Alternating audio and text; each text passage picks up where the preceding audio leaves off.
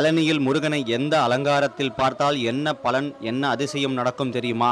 பழனி மலைக்கோவிலில் மூலவர் தண்டாயுதபாணி சுவாமிக்கு தினமும் 6 கால அலங்காரங்கள் செய்வார்கள். அப்படி இருக்க இதில் முருகனை எந்த ரூபத்தில் வணங்கினால் என்ன பலன் என நினைப்பவர்கள் ஓம் சரவணபவ என கமெண்ட் செய்து நமது சேனலை சப்ஸ்கிரைப் செய்து கொண்டு உங்கள் நண்பர்களுக்கும் இதை ஷேர் செய்யுங்கள். பழனியில் காலை 6 மணி முதல் 7 மணி வரை தண்டாயுதபாணி கோலத்தில் ஆண்டி ரூபத்தில் காட்சி தருவார்.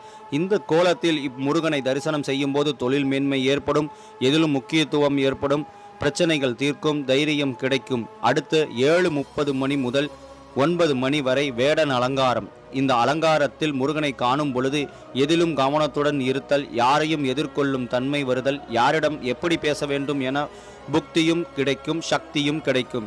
காலை 9 மணி முதல் 10 மணி வரை பாலசுப்பிரமணியர் அலங்காரம். இதுவரை தரிசனம் செய்யும் பொழுது திருமண பாக்கியம், குழந்தை பாக்கியம் ஈடேறும். உச்சி கால பூஜையில் 12 மணி அளவில் 1 மணி வரை வைத்திய கால அலங்காரம். இவரை தரிசனம் செய்தால் எப்பேற்பட்ட நோயும் தீரும், எப்பேற்பட்ட பிரச்சனைக்கும் முடிவு வரும். மாலை 5 மணி முதல் 6 மணி வரை ராஜ அலங்காரம். இந்த அலங்காரத்தில் இவரை கண்டால் ஆண்டியும் அரசனாகலாம் என்னும் எண்ணத்திற்கேற்ப எப்படிப்பட்ட நிலைமையிலும் வந்து வருபவர்கள் நல்ல நிலைமைக்கு போவார்கள், தொழில் நல்ல முன்னேற்றம் அடையும். இவரை தரிசனம் செய்யலாம். ராக்கால பூஜை என சொல்லப்படும் இரவு பூஜை. புஷ்ப அலங்காரம்.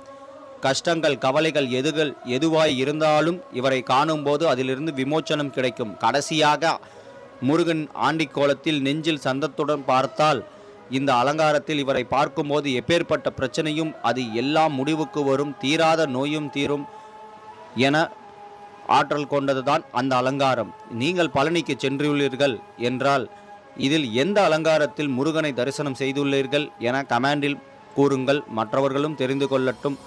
உங்களின் கருத்துப்படி. எல்லாம் நன்மைக்கே. வெற்றிவேல் வீரவேல்.